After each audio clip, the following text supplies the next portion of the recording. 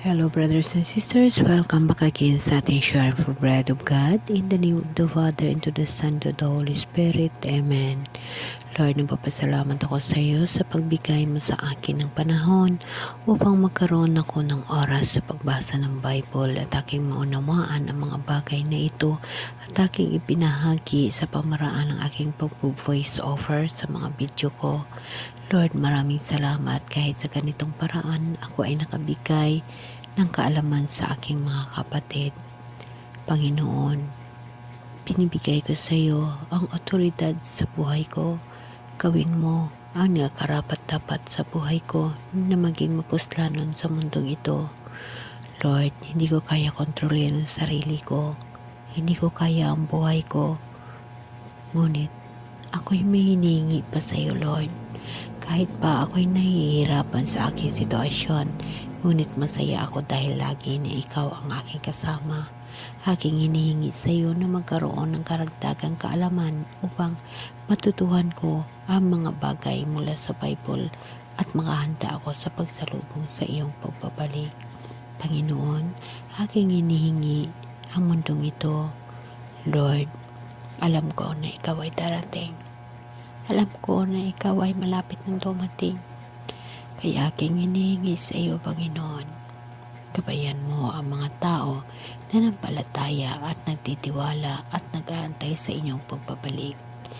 Lord, alam ko rin na ligtas kami sa lahat ng mga kasakitan sa kung ano man ang mangyayari sa mundong ito. Lord, ang mga kasakit na aming dinadala, alam ko, Lord, na nandyan ka, tumutulong sa amin. Panginoon, akin lamang hinihingi sa iyo na sa mundong ito, kaawaan mo kami. Kung ito na ang iyong pagbabalik, handa ho kami sa pagtanggap. Isa lang ang aking hinihingi, Panginoon. Gabayan mo ang aking mga kapatid, lahat, buong pamilya ko, na maghanda na sila sa pagsalubong sa iyo. Ganon din ako, Lord. Pag-iusap, ihanda, tulungan mo ang buhay ko upang makaredy sa pagsalubong sa iyo. Dahil aking pangarap ang mabuhay sa buhay na walang hanggan kasama ka, Panginoon. Amen. Okay, brothers and sisters, today, ibabagi ko sa inyo yung mga bagay-bagay, no? Nakikita na ba natin ang mga pangyayari dito sa mundo? Ito lahat ay nakasulat na. At nababasa natin sa Bible. Kung tayo ay nababasa sa Bible, ito ay nakikita na natin at nababasa. Ito ho yung mga sinyalis, mga sign na malapit na ang mahal na Diyos darating. Mga kapatid, dito sa atin, yung mga bulkan natin, sa ibang bansa, yung mga gera, lahat ho yan nakasado sa Bible. Kaya dapat natin paghahandaan ng pagbabalik ng ating mahal na Diyos. Mga kapatid, ang mundong ito ay magugunaw. Sa isang iglap lamang mawala ho ito. At tayo magkaroon ng judgment ayon sa ating nagawa at ayon sa ating tinatawag na relasyon sa Diyos. Mga kapatid, dito sa mundong ito napakarami inanampalataya sa mahal na Diyos. Kaya huwag ko tayo magbago. Manatili ho tayo manampalataya ng lubos sa mahal na Diyos upang magkaroon tayo ng buhay na walang hanggan. Brothers and sisters, atin ipanatili ang panalangin, ating kausapin ang ating mahal na Diyos. Ihanda natin ating mga sarili. Dahil ang mga pangyayari sa mundong ito, isang bagay na kailangan paghahandaan. Dahil malapit ng ating mahal na Diyos darating, malapit na ho natin siya makasama. Mga kapatid, kung ito ay ating aabutin, ihanda na natin ang ating sarili sa pagsalubong sa mahal na Diyos. Kung tayo hindi man aabot, maghanda pa rin tayo para sa ating kaluluwa sa pagsalubong sa mahal na Diyos.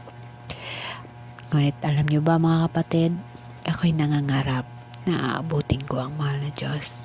Gusto ko makasama ang mahal na Diyos dito sa mundo at sa buhay na walang hanggan. Sa pagsama ko sa mahal na Diyos dito sa mundo, ito ang paraan ko upang lagi ko siya makasama. Lagi ko siya makakausap. Itong pag-voice over ko, isa sa pamaraan ko sa panampalataya at sa pag-anda ko, sa pag-antay, sa pagbabalik ng mahal na Diyos. Gagawin kong trabaho ito upang makahanda ako sa kanyang pagbabalik. Dahil pangarap ko, makasama siya sa buhay ko dito sa mundo. Kaya ako'y nanampalataya at nagtitiwala na makamtan ko ang mga bagay na yun. Dahil alam ko mahal ako ng Diyos. Yes, mga kapatid, alam niyo ba sa sarili ko, sa buhay ko?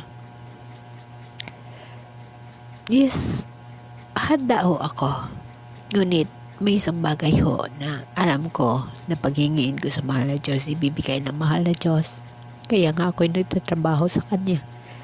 Dahil gusto ko siyang makasama. Kahit pa sa mga tentasyon ng trial sa buhay ko, hirap ng sakit ko. Lumalaban ako sa sakit, sa mga financial. Ngunit ang pangarap ko ay makasama ko siya. Nandyan ho siya, tinutulungan niya ako sa mga lahat ng bagay, sa lahat ng mga ginagawa ko, sa mga pangangailangan ko, sa lahat. Dahil pangarap ko na makasama ang mahal na Diyos sa kanyang pagbabalik. Kaya ako'y nagtatrabaho para sa kanya. Sa ganitong paraan, masisigurado ko nga kasama ko laging mahal na Diyos. Dahil pinapakontrol ko ang buhay ko sa mahal na Diyos at tinihingi ko sa Kanya na bigyan pa ko ng karagdagan at panahon upang makabahagi sa inyo mga kapatid kagaya sa mga bagay na ito na kailangan na natin i-focus ang ating sarili sa mahal na Diyos dahil yung mga pahiwatig ng mahal na Diyos nandyan na sa mundo. Nandyan na sa mundo. Mga kapatid, sa Bible mababasa natin mga bagay na ito. Mga kapatid, ang mga pangyayaring ito ay nagaganap na ayon sa utos ng Diyos. Ito na yung paraan upang lipuli ng mundong ito at bigyan ng paghukom ang mga taong nabubuhay at namamatay. Lagi natin tatandaan na si Kristo, si Jesus Christ ang unang saksi sa mga patay na nabubuhay. Kaya ang lahat ng mga minatay magkaroon ng hukom kagaya natin na mga buhay. Lahat o tayo huhukman ng mahal na Diyos ayon sa ating mga ginawa at ayon sa ating relasyon sa mahal na Diyos dito sa mundong ito. Kaya mga kapatid, lagi natin tatandaan na ang buhay natin sa mundo, kahit ano pa naman tayo kamakasalanan, dahil walang kasalanan na tao dito sa mundo, kailangan lang ho natin tumawag sa Diyos at humingi ng tawad. Huwag lang ho tayo gumawa ng isang mortal sin. Kahit pa nakagawa ho tayo ng pagkakamali na nakagawa tayo ng mortal sin, gagawin natin ang mga bagay na patawarin tayo ng mahal na Diyos upang sa buhay na walang hanggan. Dahil ang Diyos ay handang magpatawad sa mga ating nagawang kasalanan. Dahil ang lahat ng mga kasalanan, ang lahat na nagawa natin ay mayroong mga dahilan. At alam ng Diyos kung anong ating puso, anong ating isipan. Brothers and sisters, panahon na upang magbalik loob tayo sa mahal na Diyos. Ang mga pangyayaring ito sa mundo ay isang paraan ng Diyos upang gisingin tayo, i-remind tayo na tayo'y maghanda na sa Kanyang malapit na pagbabalik. Amen? Amen.